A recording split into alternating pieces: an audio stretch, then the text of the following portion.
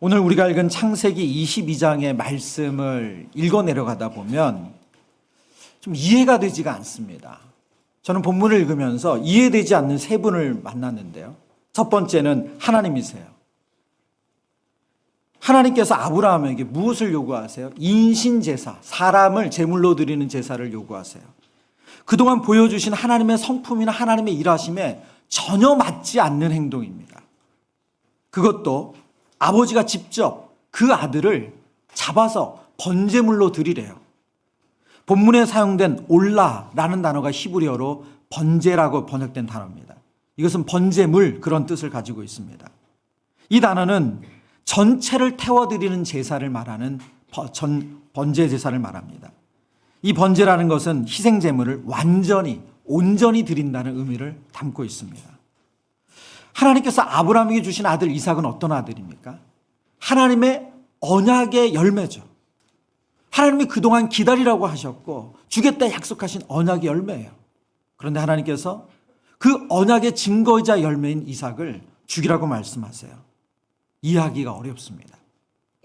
두 번째 이해되지 않는 분은 아브라함이에요. 이해할 수 없는 인신제사를 요구하시는 그 하나님의 명령에 어떤 반항, 거부, 의심, 부정 없이 순종합니다. 창세기 22장 어디에도 아브라함이 하나님의 명령을 거부하는 적을 찾아볼 수가 없습니다. 도리어 반대의 증거가 더 많아요. 하나님이 이해할 수 없는 명령에 적극적으로 순종합니다. 하나님의 명령을 받은 후 바로 다음 날 아침에 일찍이 일어나 그 아들을 데리고 그리고 번제를 드릴 나무까지 챙겨서 아들과 함께 하나님이 약속하신 곳으로 갔다고 성경은 기록하고 있습니다. 이해할 수가 없죠. 세 번째 이해할 수 없는 인물은 이삭입니다. 이삭은 아버지가 자신을 결박해서 번제로 잡아 죽이려고 할 때까지 조금도 의심하거나 반항하는 모습이 없습니다. 전통적인 해석에 따르면 이삭의 나이를 10대 중반에서 20대 그 사이로 보고 있습니다. 이삭이 스스로 번제물을 태울 수 있는 나무를 지고 산으로 올라갔어요. 이 산은 모리아 산이었죠. 그러니까 그가 적은 나이가 아니었다는 거예요. 유대 랍비 전통에 따르면 이삭의 나이를 37살로 봅니다. 그렇게 유대 랍비들이 해석하는 이유는 창세기 22장과 23장의 사이가 기간이 그렇게 짧다라고 생각했기 때문에 그래요. 바로 23장에서 그의 어머니 사라가 127세에 죽거든요. 그런 시간을 고려했을 때 이때 22장의 이삭의 나이가 많았을 것으로 보는 것입니다. 종교교역자 존 칼빈은 이삭이 충분히 아버지에게 저항할 수 있고 그리고 아버지를 제압할 수 있는 나이였다라고 추정합니다. 그래서 더더욱 이해가지 않아요. 충분히 아버지가 자신을 결박하고 죽이려 하는 행위를 하려고 했을 때 아버지를 막을 수 있는 나이였음에도 불구하고 순순히 결박당해서 죽음을 당할 수 있는 그 상황에 스스로 놓였다는 거예요.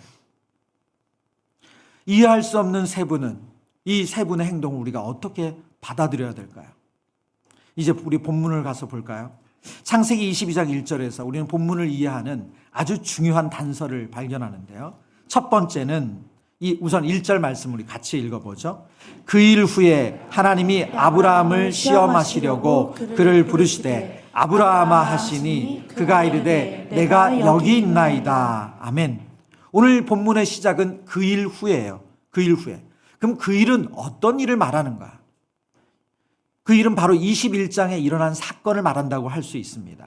21장에는 세 가지 사건이 있거든요. 먼저 불가능하다고 했던 100세, 90세의 아브라함과 사라에게 하나님 아들을 주신 사건이에요. 그리고 두 번째는 이스마엘, 하갈에서 나온 이스마엘과 하갈을 쫓아내게 하신 사건입니다. 그리고 세 번째는 그랄 왕 아비멜렉과 계약을 맺는 장면입니다. 이 세 가지 사건이 21장에 나오는데 구역학자 한정건 교수님은 이 그 일 후에 그 일은 무엇을 말하는가 이런 얘기를 하세요. 이스마엘과 하갈을 내쫓은 사건 후에 라고 해석하는 것이 맞다는 거예요. 시간적으로 꽤 흐른 것 같지만 22장의 내용을 고려할 때 그 일은 지금 일어나는 사건과 연결이 된다는 거예요. 그렇게 볼 때 이스마엘을 내쫓은 일 후에 하나님께서 아브라함을 시험하신 사건으로 보는 것이 합당하다는 겁니다. 하갈에서 얻은 아들 이스마엘은 아브라함에게 어떤 존재일까요? 아브라함의 미래였죠. 이삭이 태어나기 전까지 아브라함에게 유일한 씨입니다. 그런데 하나님께서 이삭이 태어난 후에 그 이스마엘을 내보내라고 하세요. 아브라함이 더 이상 이스마엘에게 어떤 기대도 갖지 못하도록 하시는 거죠. 오직 하나님의 언약의 후손 이삭을 통해서 하나님 일하실 것을 아브라함이 알려주시는 거예요. 그런데 오늘 본문에 와서 이스마엘을 내쫓으시고 그 이스마엘에게 어떤 기대도 갖지 못하도록 하신 다음에는 누구마저 죽이라고 하시는 거예요. 그렇죠. 유일한 씨가 된 언약의 후손으로 주신 이삭마저 죽이라고 하시는 겁니다. 본문을 이해하는데 더 중요한 단서가 하나 더 있습니다. 그것은 바로 시험이라는 단어입니다. 그 일 후에 하나님이 아브라함을 시험하시려고 라고 말씀합니다. 오늘 이해할 수 없는 이 모든 사건은 하나님께서 아브라함을 시험하는 사건이라는 거예요. 성경이 시험이라는 단어는 크게 두 종류로 나눠지는데 첫 번째는 템프테이션, 유혹입니다. 그거는 우리를 무너뜨리고 어렵게 만드는 시험을 말합니다. 두 번째는 테스트예요. 오늘 성경이 말씀하시는 이 사용된 시험이라는 단어는 테스트의 의미를 말합니다. 유혹은 대상에게 손해를 끼치지만 테스트는 그 시험을 통과하면 무엇이 주어지죠? 상이 주어집니다. 보상이 있어요. 오늘 본문 이 테스트를 통과한 아브라함에게 하나님께서 이런 약속을 하세요. 창세기 18장 16절에서 18절입니다.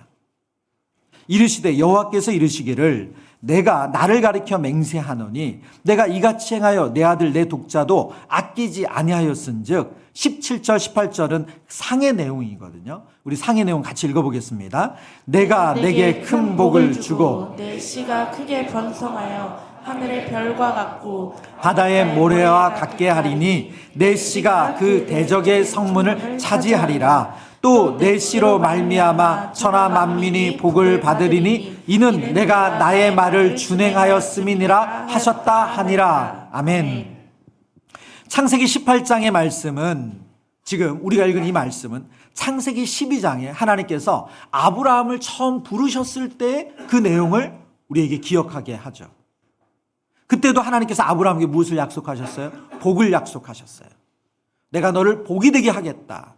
너로 큰 민족이 이루고 너를 통해서 천하 만민을 복주겠다 말씀하셨습니다. 오늘 그 내용이 똑같은 복을 주겠다는 그 말씀이 똑같습니다. 그리고 너를 통해서 세상을 복주겠다는 말씀도 똑같아요.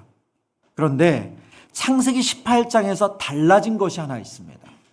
그것은 무엇이냐면 12장에서는 하나님께서 너로 말미암아 아브라함으로 말미암아 이렇게 말씀하셨어요.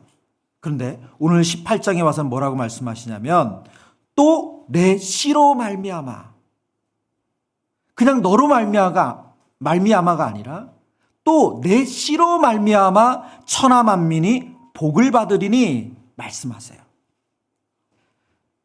신약 성경에서 바울은 이 창세기 22장의 이 사건을 이렇게 해석해 주고 있습니다.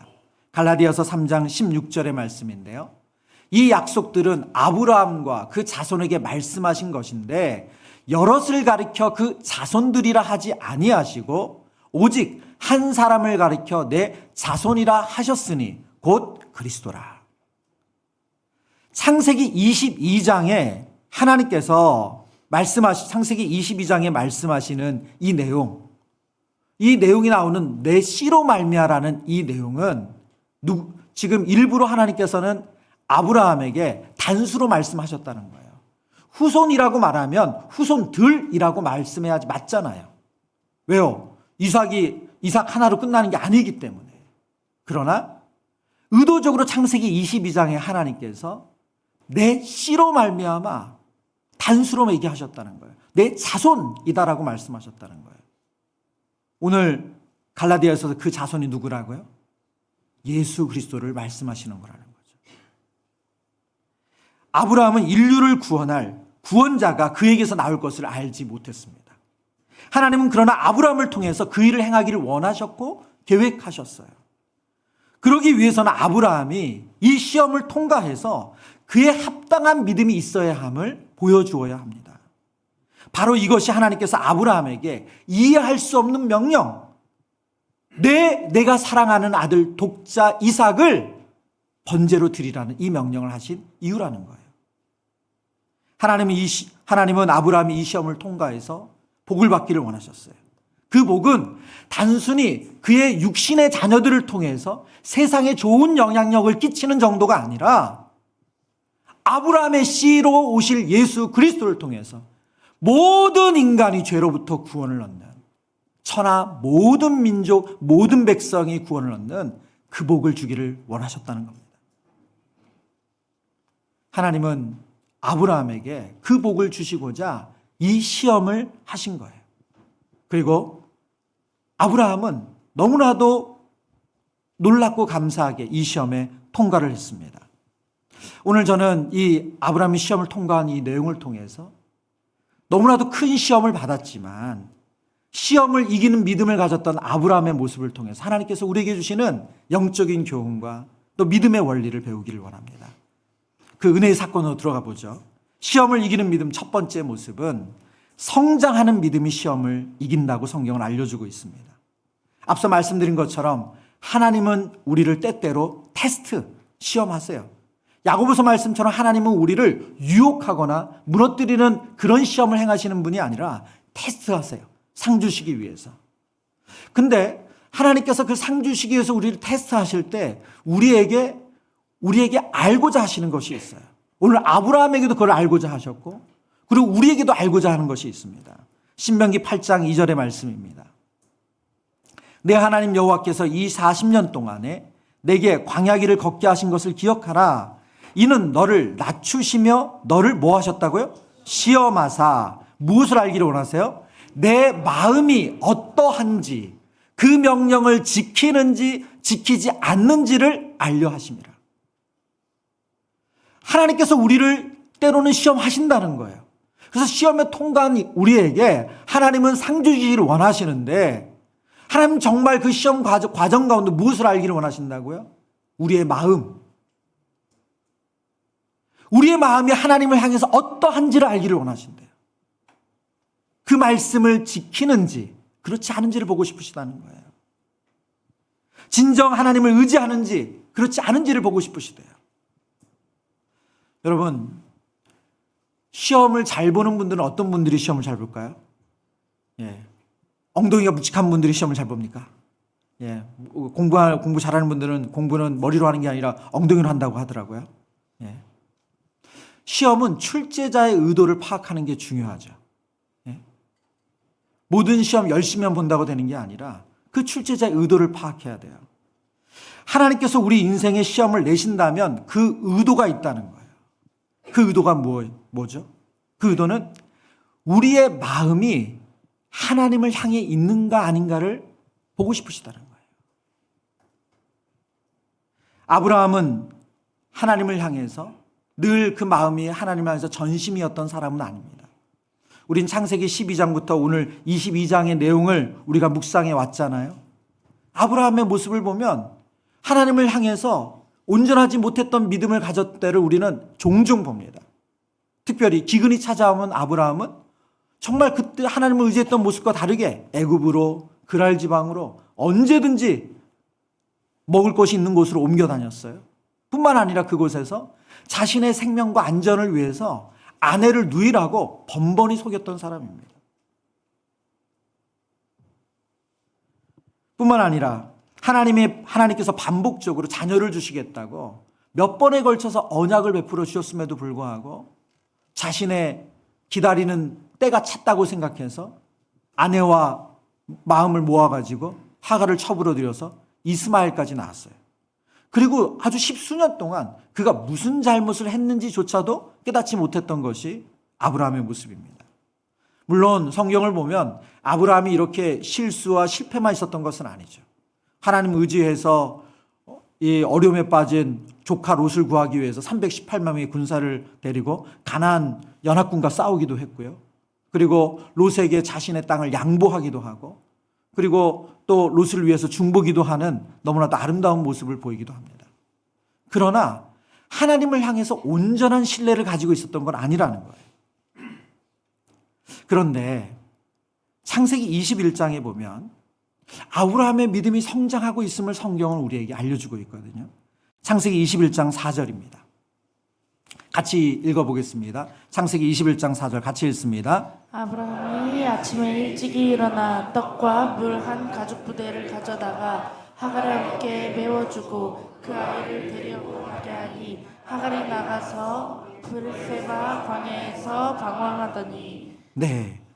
지금 이 본문은 22장 우리가 읽었던 본문과 아주 비슷하게 닮아 있는데 어떤 사건이냐면 아브라함이 하나님의 명령에 순종해서 그의 아들 이스마엘을 쫓아내는 사건이에요. 앞서도 말씀드렸지만 아브라함에게 이스마엘은 어떤 존재입니까? 이삭이 태어나기 전까지 유일한 씨예요. 유일한 후손이에요.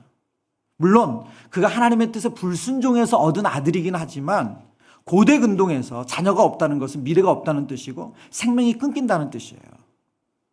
아무리 이삭이 태어났다고 해도 이삭이 자라면서 어떻게 될지 누가 압니까? 더 많은 자녀를 갖는 것이 일반적이었어요. 그런데 하나님께서 이스마엘을 내쫓아내라 라고 말씀하실 때 오늘 본문의 아브라함은 어떻습니까? 오늘 본문을 보니까 이렇게 말씀하죠.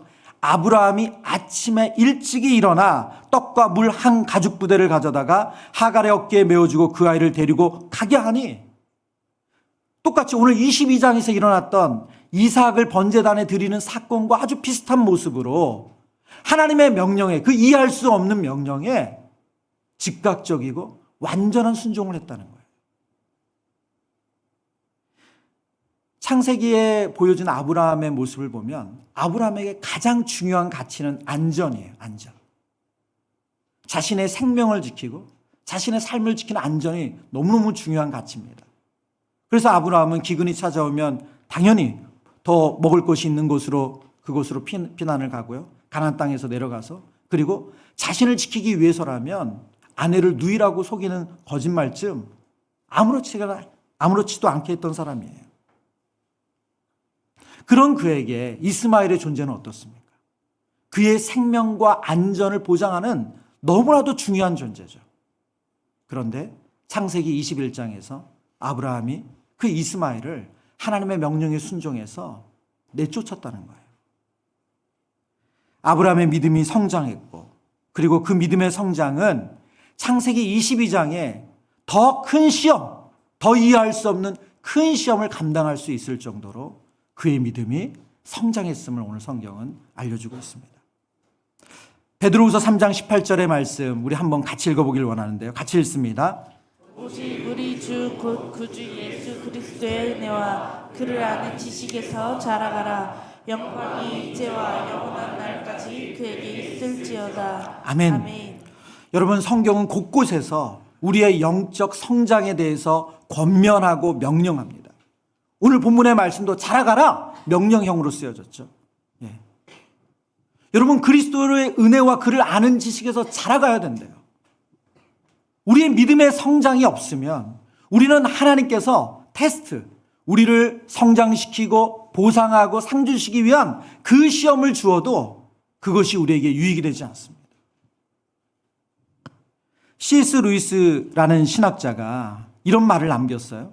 믿음은 시험을 받는 동안 자라거나 쇠퇴한다. 멈춰 있는 믿음이란 없다. 무슨 말입니까?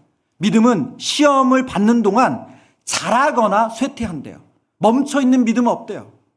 만약 여러분이 저는 현상 유지해 그러면 그건 현상 유지가 아니라 퇴보하고 있다는 거예요. 여러분은 성장하고 있습니까? 퇴보하고 있습니까? 우리의 인생의 고난과 시험이 우리를 퇴보시킬 수도 있고 반대로 우리를 성장시킬 수도 있어요. 오늘 아브라함이 창세기 22장에서 도저히 이해도 할 수 없고 감당도 안 되는 시험을 당했지만 그에게 이것이 큰 문제가 아닌 것처럼 지나갔어요.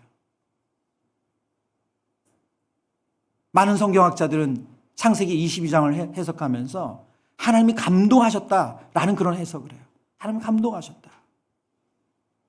저는 저와 여러분의 신앙이 믿음의 진보를 통해서 성장을 통해서 저와 여러분의 삶 가운데 올 수 있는 고난과 그 시험을 능히 넘어서는 하나님을 감동시키시는 그런 은혜가 있기를 축원합니다.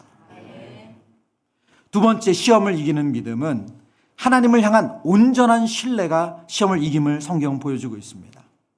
앞서서 아브라함의 믿음이 지금 성장하고 있다고 말씀을 드렸어요. 아브라함의 가장 큰 실수, 그의 인생의 가장 큰 오점이라고 한다면 하나님께 묻지도 아니하고 자신의 뜻대로, 자신의 계획대로 하갈을 첩으로 들여서 아들 이스마엘을 낳은 것입니다. 그리고 그 이스마엘이라는 존재로 인해서 아브라함의 가정은 불화가 끊이질 않았어요. 가나안 땅에 거주한 지 10년이 되었을 때 아브라함은 그의 아내와 마음을 모아가지고 하갈을 첩으로 들이고 아들 이스마엘을 낳았습니다. 그러나 이 하갈을 첩으로 들이고 이스마엘을 낳은 사건의 가장 근원적인 문제는 뭘까요? 자식을 낳은 문제가 아니라 하나님을 향한 온전한 신뢰가 없었다는 게 문제예요. 첫 번째, 이렇게 생각할 수 있겠죠. 아브라함은 하나님이 이제 더 내가 나이가 들면, 내가 그때가 85세잖아요. 10년이 지났으니까 75세에 가나안 땅에 도착했고, 내가 더 나이가 들면 하나님은 나에게 해주고 싶으셔도 하실 수 있는 능력이 없을 수 있어. 하나님의 능력에 대한 신뢰가 없을 수 있죠. 또 이런 가정도 가능합니다. 하나님 그런 능력이 있으실지 모르지만 나에게 그 정도로 나에게 선한 분은 아니실 수 있어. 여러분, 어떤 가정을 한다 할지라도 아브라함은 하나님을 온전히 신뢰한 게 아니에요. 그런데 창세기 22장의 아브라함은 어떻습니까? 22장 3절과 4절 말씀. 아브라함이 아침에 일찍이 일어나 나귀 한 장을 지우고 두 종과 그의 아들 이삭을 데리고 번제에 쓸 나무를 쪼개어 가지고 떠나 하나님이 자기에게 일러주신 곳으로 가더니 제3일에 아브라함이 눈을 들어 그곳을 멀리 바라본지라. 여러분, 이 3절과 4절의 내용을 읽어보면 아브라함의 이 동선이 나오는데요. 이 동선이 막힘이 없어요. 이 행동이 거침이 없습니다. 보세요. 아침에 일찍 일어났어요. 안장을 지웠어요. 그리고 번제에 쓸 나무를 쪼개어 가지고 아이를 태우고 일러주신 곳으로 갑니다. 4절에 보니까 그 일러주신 곳이 며칠 거리냐면 3일 거리였다는 거예요. 근데 본문은 어디에도 아브라함이 뒤를 돌아보거나 의심하거나 하나님께 왜 이렇게 해야 되는지 따지거나 전혀 그런 게 없어요. 거침없이 그 모리아 산을 향해서 3일 동안 아이와 함께 땔감을 가지고 종들과 함께 움직이는 거예요. 창세기 22장 5절입니다. 이에 아브라함이 종들에게 이르되 너희는 나귀와 함께 여기서 기다리라. 이제 모리아 산 아래에 도착을 했어요. 하나님 지시하는 곳에 도착을 했습니다. 그리고 이렇게 말하죠. 내가 아이와 함께 저기 가서 예배하고 우리가 너희에게로 돌아오리라 하고. 근데 여러분, 먼저 여기서 우리가 주목해야 될 것이 종들을 그 자리에 남긴 거예요. 너희는 여기서 기다려라 한 겁니다. 많은 성경학자들이 이것을 어떻게 해석하냐면 아브라함은 원천적으로 그가 순종하는데 방해되는 사람들을 다 차단했다는 거예요. 100세가 훨씬 넘은 아브라함이 이제 만약에 10대 청소년이라고 하자고요.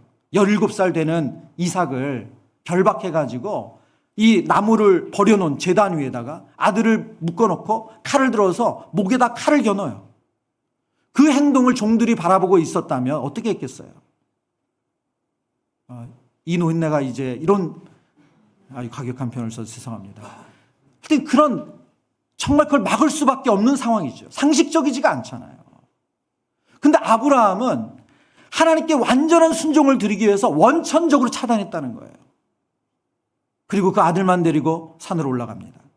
근데 22장 5절에서 아브라함이 뭐라고 지금 이야기를 하냐면 내 아이와 함께 저기 가서 예배하고 그리고 뭐라고 말합니까? 우리가 너희에게로 돌아오리라 얘기해요. 여러분, 아브라함이 아들 이삭을 죽였다면 아브라함이 우리가라고 쓸 수 있습니까? 없죠. 그냥 돌아오리라 생략하든지 아니면 내가 돌아오리라 말하든지. 근데 아브라함은 복수로 쓰고 있어요. 우리가 돌아오리라. 분명 그는 하나님께 완전한 순종, 전적인 순종으로 아브라함을 제단에 들여서 번제로 드릴 것인데 그는 우리가 돌아온대요. 아들 이삭과 돌아온대요. 이걸 어떻게 이해할 수 있나요? 창세기 22장을 히브리서 기자가 신약 성경에서 이렇게 해석을 해줬어요. 우리 히브리서 11장 19절, 오늘 우리가 나눈 모든 말씀 중에서 가장 중요한 핵심 구절입니다. 같이 읽어봅니다. 그가 하나님이 능히 이삭을 죽은 자 가운데서 다시 살리실 줄을 생각한지라. 비유컨대 그를 죽은 자 가운데서 도로 받은 것이니라. 아멘. 신약 성경은 창세기 22장에 아브라함이 이삭을 드린 사건, 이 행위를 어떻게 해석을 했다고요? 능히 이삭을 죽은 자 가운데서 뭐라고요? 다시 살리실 것이라고 생각했대요. 이삭은 하나님의 뜻에, 이 이해할 수 없는 명령, 말도 안 되는 명령에 순종하기로 작정했어요. 근데 작정한 이유가 뭐예요? 내가 하나님의 뜻에 순종해서 이해할 수는 없지만 언약의 후손으로 준 유일한 씨 이삭을 번제단에 죽인다 할지라도 하나님은 어떻게 하실 수 있는 분이라고요? 다시 살리실 수 있는 분이다.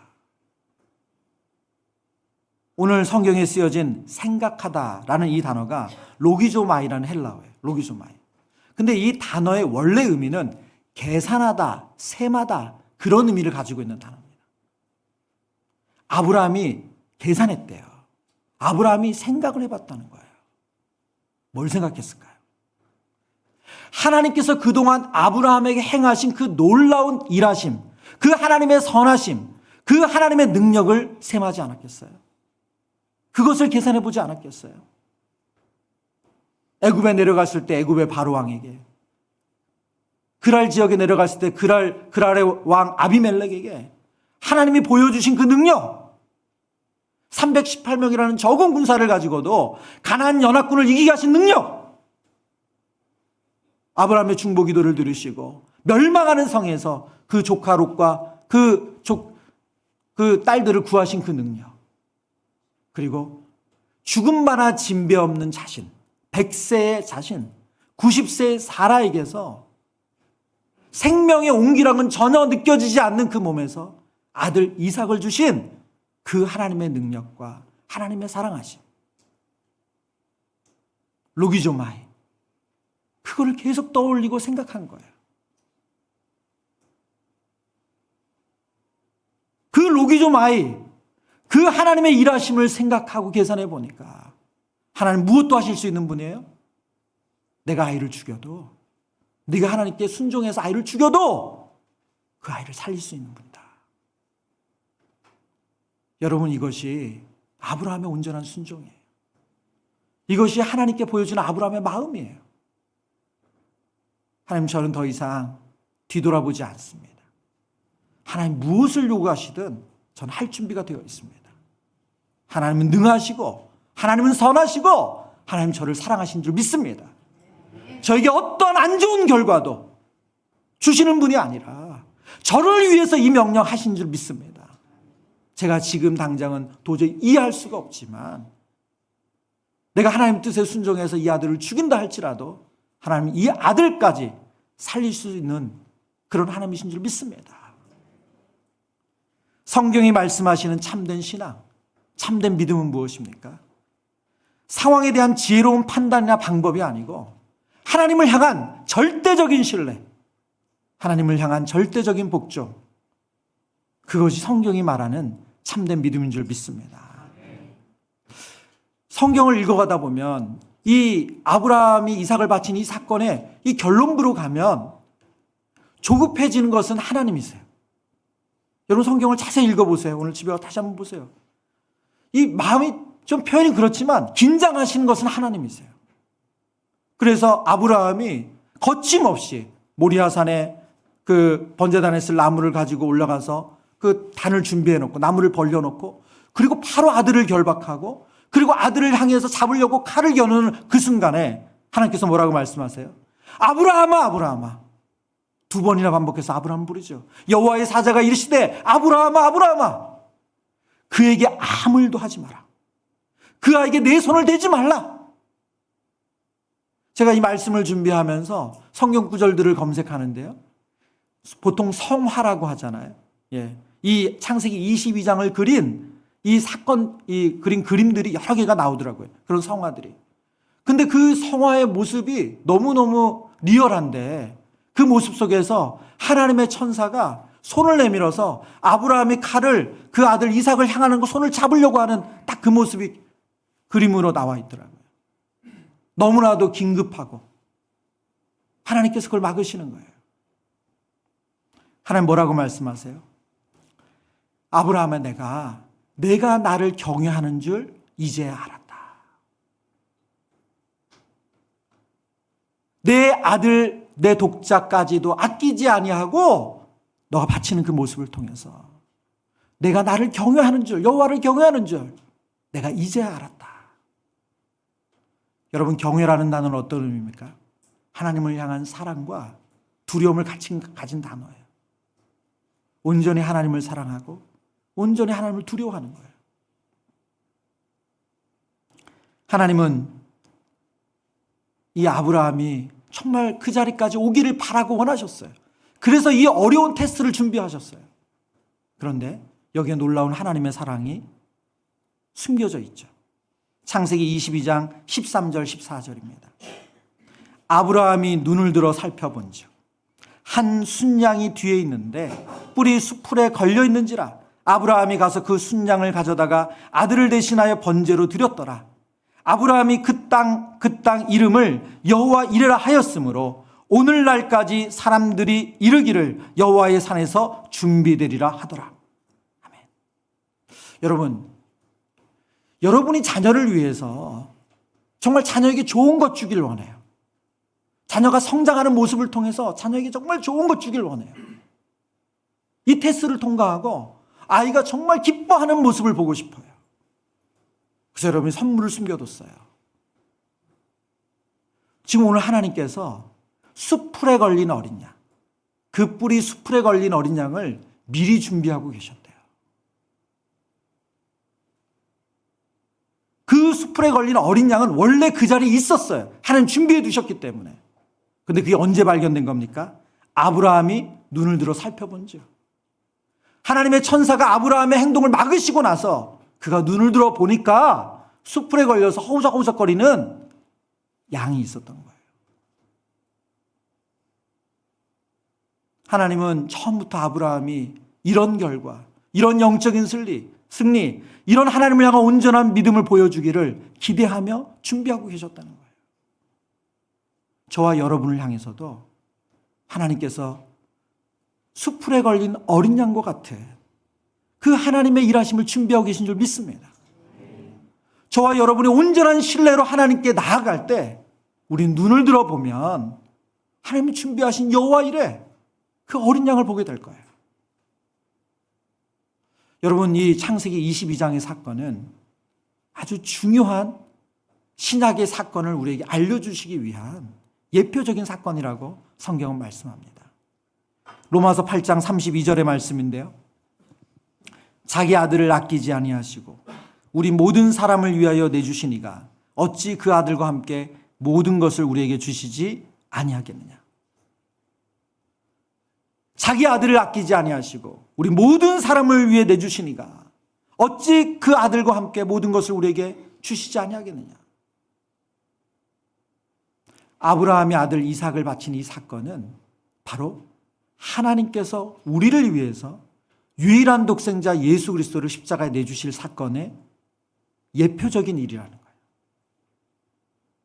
하나님은 아브라함을 통해서 그 일을 우리에게 미리 보여주고 계시다는 거예요. 여러분, 저는 하나님의 이 창세기 22장을 묵상하면서 하나님의 이 오랜 준비와 우리를 위한 변함없는 그 사랑을 다시 한번 깨닫게 됩니다.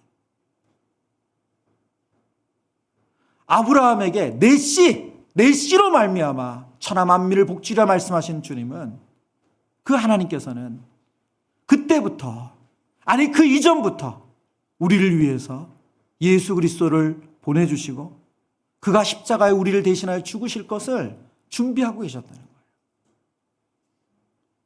저와 여러분에게 하나님이 어떤 사랑을 베풀고 계십니까? 그 변함없고 신실한 사랑을 반복해서 보여주고 계세요. 그리고 오늘 뭐라고 말씀하세요? 우리 모든 사람을 위하여 내주시니가 어찌 그 아들과 함께 모든 것을 우리에게 주시지 아니하겠느냐. 그 유일한 독생자까지 우리에게 내주셨다면 저와 여러분의 영생을 위해서, 저와 여러분의 하나님과 연합을 위해서, 저와 여러분의 이 땅의 삶을 위해서 하나님이 그 어떤 것을 아끼겠느냐.